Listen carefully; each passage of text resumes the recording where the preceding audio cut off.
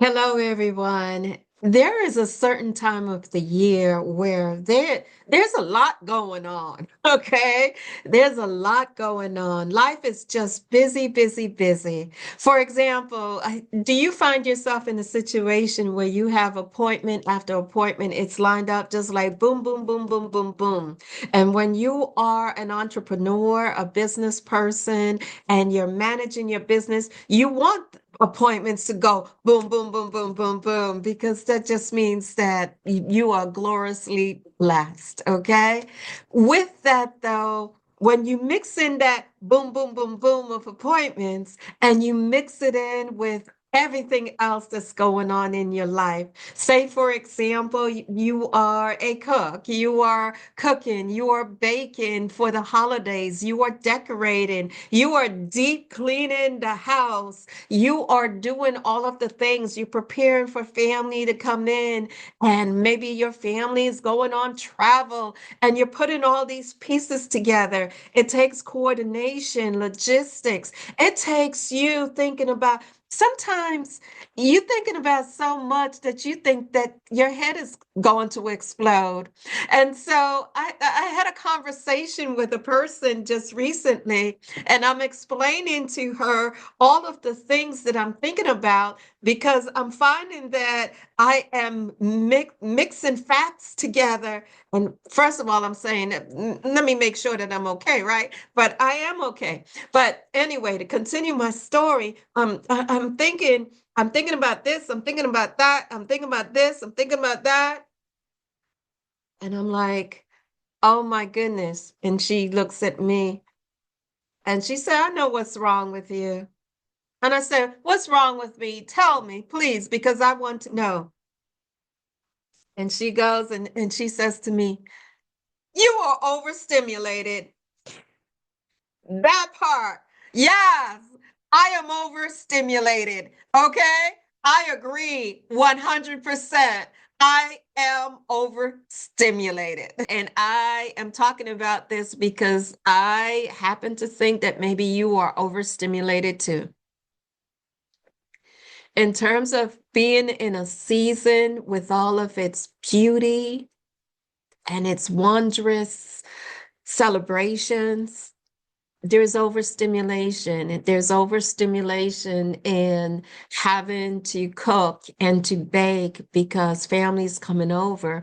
And oh my goodness, it might be family that you have not seen in a good long while, which can be a positive or a negative thing. It could be triggering. That's overstimulation. Overstimulation can be in the form of you are working long hours and yet you're going to the holiday receptions and the holiday parties, and you come in and you kind of tired and exhausted, but you have to get up and go into work the next day. Overstimulation. Overstimulation is being at the mall and trying to decide what you are going to buy and all of the gifts and giving and stretching your bank accounts. And yes, people are shopping online these days, but oh my goodness, the choices, you just want to buy one item and there are like 50,000 versions of that one item, and your brain is about to explode. Overstimulation. Overstimulation is, will I have my job next year? How is the economy going to go? Overstimulation is, I'm taking care of my children and I'm taking care of my parents. Overstimulation is, how do I fit everyone that I need to in my budget? And you know what's overstimulation? Getting up every single day and walking into the workplace. You put a big smile on your face and you say to yourself, if they only knew, if they only knew the weight that you were carrying. Overstimulation. Listen, Anne Marie, host of About This Life.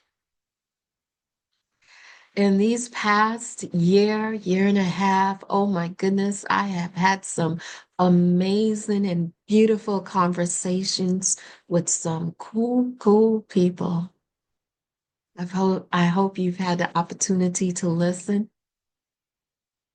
to glean some sort of golden nugget from what it is that they have to say. But I want to come to you this morning, come to you today, and talk about cleaning house. You see, at this time of year when you're putting up decorations, it's a great opportunity to do that deep cleaning, right?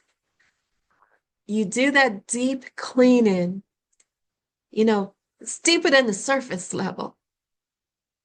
The deep cleaning is when you not only vacuum the floor, but you rug shampoo the floor.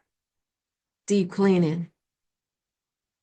Deep cleaning is the oven is pristine clean and the refrigerator, you didn't just toss out the old food. You cleaned the vegetable bins and the cooler bins in the refrigerator, the crisper boxes. Deep cleaning is when it's getting cold outside, so you know you have to put the draperies up instead of the linen and the transparent curtains that's on your windows. Deep cleaning.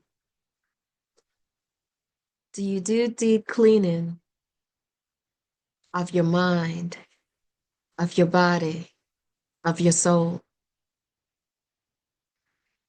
The deep cleaning I'm talking about are things that you have to let go. You have to let go. You have to let go things that no longer serve you, the limiting beliefs that hold you and bind you. What are they? They are things like unforgiveness. You're going to keep that grudge against that person because they wronged you, but it's hurting you. Let it go. Deep cleaning is that person who said goodbye to you, that person who hurt you to your core, and they just walked away. You got to let it go. Deep cleaning in terms of that worry, laying your head on a pillow, and you are so stressed out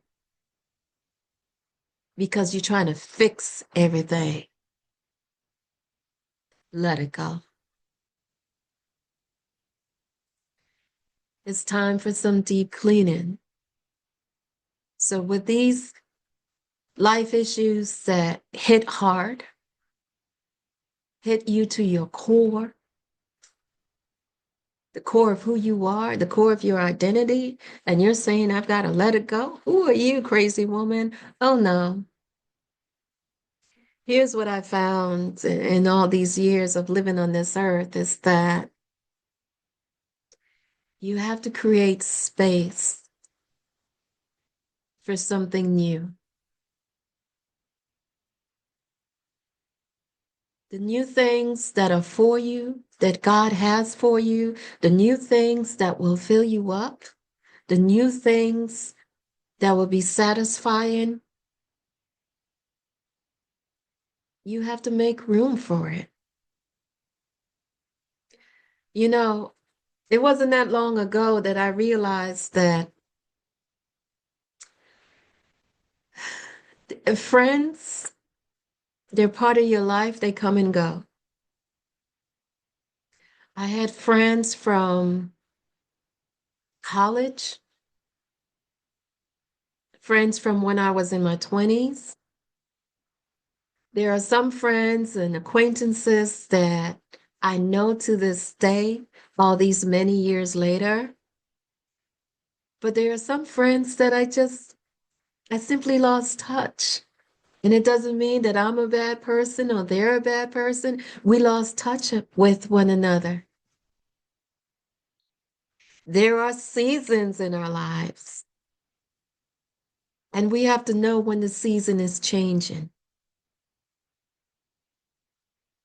We have to know when to let go because just as the winter things die, in the spring, it's new again. So, in terms of deep cleaning, consider taking this time of year to do that. I'll leave you with one last thought. This time of year is also difficult. It's also difficult for some people. I can tell you this, both my father and my mother departed this earth around this time of year. Both of them. Years and years apart, but in the same month, in the same calendar month. There are some people who are grieving because of the empty chair at their table, at their dining room. There are some people who they're pushing through because life is lifing and they're waiting for their breakthrough. They're waiting for God to answer a prayer. They're waiting to feel restored to God again, to feel connected to the Creator. They're waiting to feel that love again. There are people around you that you would consider strong. And sometimes I want to whisper in other people's ears, if you only knew, if you only knew. So in this season, reach out to people. Because when you think about the fact that God promised us abundant life, an abundant life here on earth, I reflect on that and I think I've had so many iterations, so many versions of what that message means, and it means so many different things depending on different phases. And I think abundant life here on earth is not monetary. It's not how much money is in the bank, how much credit it is. Abundant life here on earth is the richness in your soul. It is how close you are to being your authentic self. How real are you? How real are you when other people are around? Are you the same person when other people are around as you are when no one's around? Abundant life is what kind of aroma do you leave in a room when you walk in? And by aroma, not the scent of a perfume or a cologne, the scent of your spirit, the scent of your soul. Do you uplift? Do you encourage? Do you help people? Do you help people feel better about themselves? These are all examples of like an abundant life. The richness of the people around you, the richness of how you treat yourself, how you love yourself, and love yourself with the boundaries that you have set. Think about this abundant life. And so, as You consider all the giving and all the giving that you're giving out, all the gifts and prizes and things you're going to bestow on people. I would like you to do two things. I would like to give you the invitation to give yourself a gift. Love yourself. Take care of yourself. Set boundaries so that you respect who you are. The second thing that I would like you to do, and perhaps this is in honor and in tribute of my own mother, reach out to other people. And my own mother ended up in her last season of her life, she spent a couple of years in a nursing home because she needed skilled care. She couldn't be cared for anymore at home. And I think about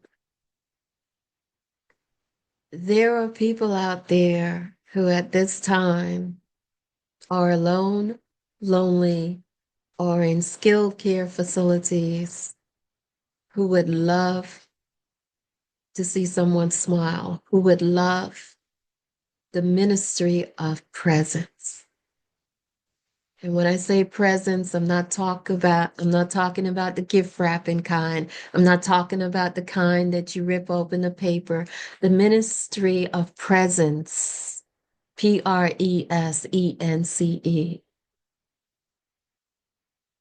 And all your gift giving, the ministry of presence to people around you. Anne Marie, host About This Life, changing our lives one day at a time. Please like, share, subscribe. Find me in aboutthislife.podbean.com. Bye-bye.